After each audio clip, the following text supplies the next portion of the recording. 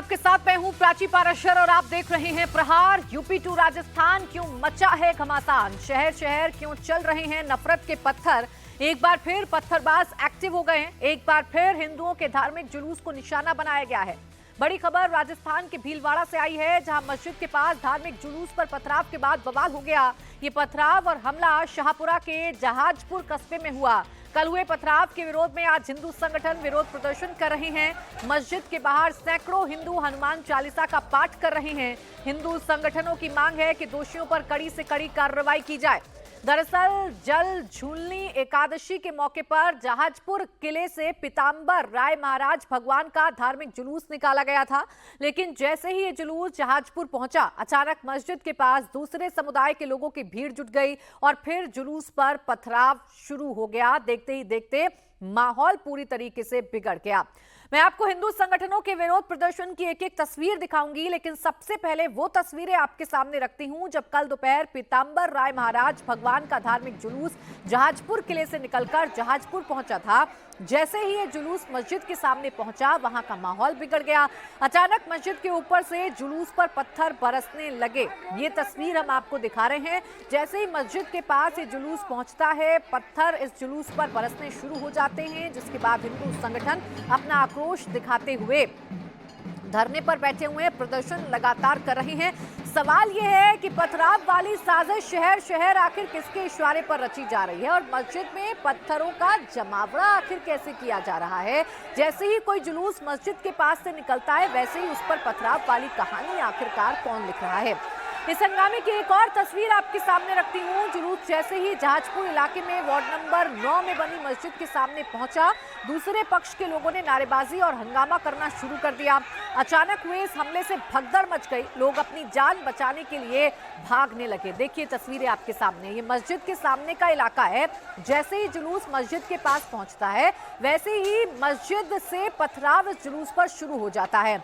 आलम यह कि लोग अपनी जान बचाने के लिए भागते दौड़ते हुए नजर आए, क्योंकि लगातार पत्थरों की बरसात लोगों पर की जा रही थी।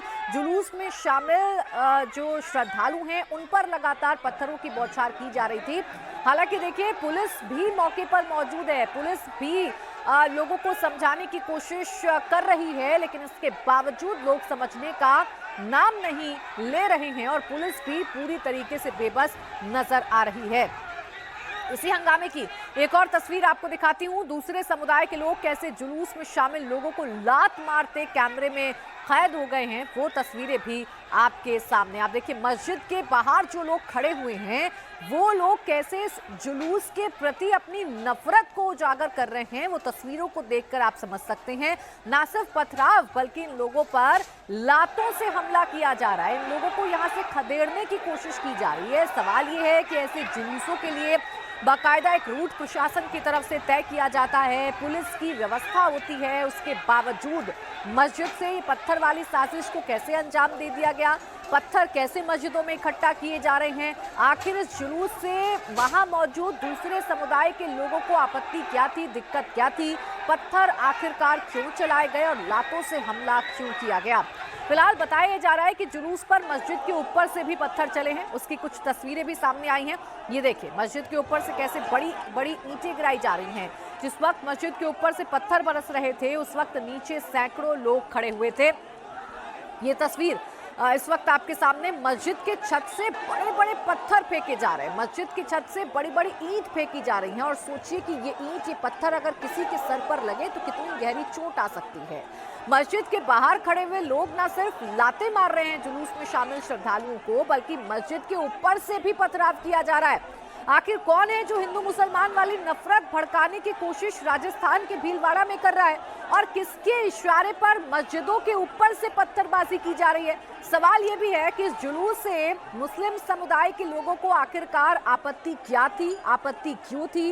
पुलिस मौके पर मौजूद थी, पुलिस समझाने की कोशिश कर रही है, उसके बावजूद ये मामला शांत क्यों नहीं होता है।